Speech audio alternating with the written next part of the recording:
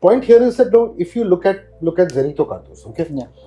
Now, everybody, especially journalists like you, me, journalists, political activists, people, politicians, Zenito Cardozo is not one newbie who's just come out of the hole. He has been in the political stroke criminal landscape of Goa for the last 15 20 years. His association with certain politicians are very clearly established.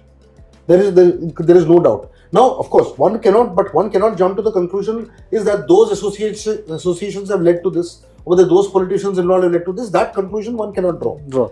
But what is important here is that it is unlikely that Rama Kankonkar, unlikely, I'm not saying it cannot be possible, it is unlikely that Rama Kankonkar has had any personal enemy with Zenito. Unlikely. I'm not ruling it out, but unlikely, okay? So the issue here is that there is a prima facie information or prima facie feeling, and it's a positively important feeling, that Zenito Cardozo is somebody who typically would act as a hitman for somebody else. This is very, very well established. Now it is for the police to find out.